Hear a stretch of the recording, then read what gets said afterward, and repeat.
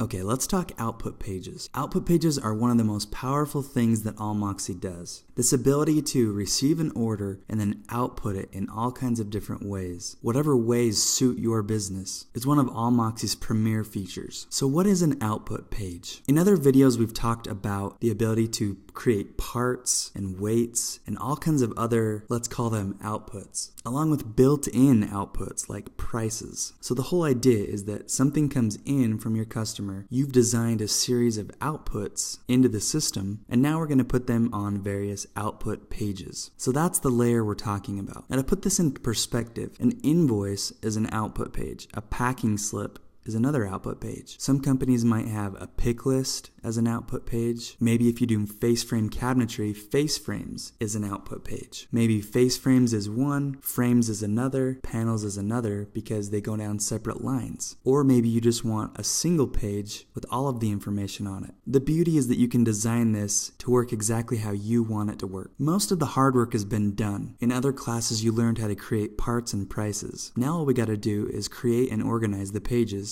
and designate all of those things you've already created to those pages. So let's do one. Go over here and create an output page. Give it a name that you'll recognize. Okay, display order. So like other things in the site, there might be several output pages, and we need to know which one to display furthest left, in the middle, and then on the right. And we need to know which one takes priority. So like other things in the site, a lower number prioritizes it first, and a higher number puts it last. If you don't care, just leave this at 1, and the system will sort all of them out. Now, what type of output page is this? The system needs to know if it's an invoice or some other kind of part list. You'll typically only have one invoice and lots of different part lists, the part list being all the other types of lists you might need. Checking this box makes this list the default. So sometimes in the site, we need to automatically open up a part list. Let's say when we put this in the shop, we want to automatically open up one of the lists. If I have this one checked as the default, it will bring this one up over other ones. We're just helping it make a decision here. Now if you've been running for a while, already have a bunch of products and parts set up, and you create a new part list, you might need to add all of those old things to a new part list or to a new output page. If you do, check this button here. And in like manner, if you need product parts as well as the attributes, you can check this button. The system will need to know if we're going to show this to employees, to customers, or both. Most of the time you're only going to show out pages to employees. This would include something like a panel list that the employees are going to cut panels from. Sometimes, for example on an invoice, you'll want to show it to the customers. If you'd like, you can selectively show it to customers with certain tags. So you can limit the customers that can actually access this output page. If I scroll down, we can go to the contents portion of the output page. I can turn parts on and off, reason for remake on and off. And what that does is when your customer orders a remake or a rework from you, they're asked to give a reason for the remake. You can turn on or off those remarks on the output page. If you'd like to hide line items that have no visible parts, you can do that as well. So let's say this is a panel list and the only thing they need are to cut out the panels. There's no need to see anything else. If a product doesn't contain a panel and that part is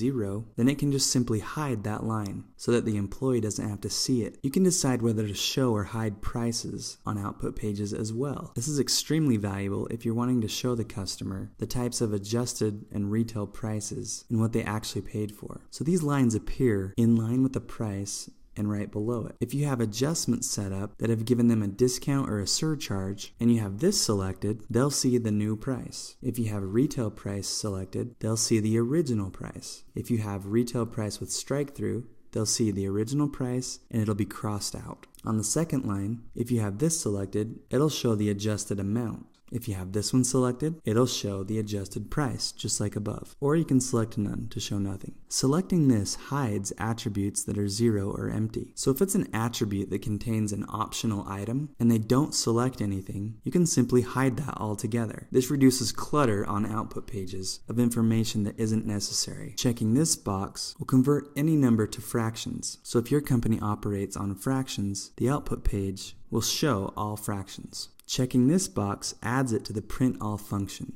On the order page, you can select print all and it will print any output page associated to that order that has this checked. Printing groups on separate pages will separate every single group in an order to its own page. So if someone orders, for example, 5-piece doors in one group, orders some cabinet boxes in another group, and you have this selected, it will print both of those products on different output pages. If you have this unchecked and the order is small enough, it could print it on the same page. Checking this box will show group attribute images on the output page. We already talked about what group attributes are, so do you want to show those on this output page, or are they more for the customer and you don't need to see them? And then you have an option whether you want high or low resolution images. Checking this box will show a line item barcode for every single line item that your employees can scan. This is used when you have a scanning station set up, for example, to mark products as being completed. You'll need a barcode for every single line on the page. Designating the number of items per page tells the system how many products you can put on one page. So let's say a customer orders 1,000 of the exact same door from you. 1,000 doors that are 12 inches high by 12 inches wide, and it's on one line item. If you have this set to 1,000, it'll print all of them on one page. Likewise, if you have this set to 0 or blank, it'll print them all on one page. If you have this set to 100, it'll print 10 pages of 100. 10, it'll print 100 pages of 10, so on and so forth. Set the font size for the product. Obviously, the smaller the font, the more you can fit on a page, and the harder it is to read. We recommend 10 or 12. Now on the PDF, would you like to portray it as portrait or landscape? Portrait being how most people do it, up and down, landscape being left to right. And then of course, the most important part of an output page is the editor. So this is where you design the output page. You can see that you have a rich text editor up here on top, and you have all kinds of variables to use on this right side. You can literally just play with this and get exactly what you'd like. So if I want to move the font size, add some more variables, I can do whatever I need to. Keep in mind that you can use colors, formatting, and even tables to separate your information. You could create a table and put this different information in it to keep things nice and neat. Now notice the products variable. This one variable is going to insert the whole section of products and parts. Experiment with this. Insert some pictures, some tables, play around with the formatting, and let's save it and see what we get. So now that we've created one, let's look at this in context. So we've created one called frame list, and you can see how this is configured. And let's compare what we have here with what it actually shows on an order. So again, here's what we've designed, frame list. Here's what it gave us. Let's play with this just a little to see what happens. So let's say I want to change this color.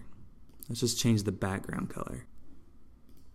I go save, come back here to my order and save it again, go to frame, and there it is. Let's change something else. Let's change the product font size to something bigger so that you can get an idea of how dangerous this can be. Okay, see, on a simple one like this, we're just fine. But please notice that the product is this whole section here for just one variable, which is right here. Let's stick the invoice logo in there.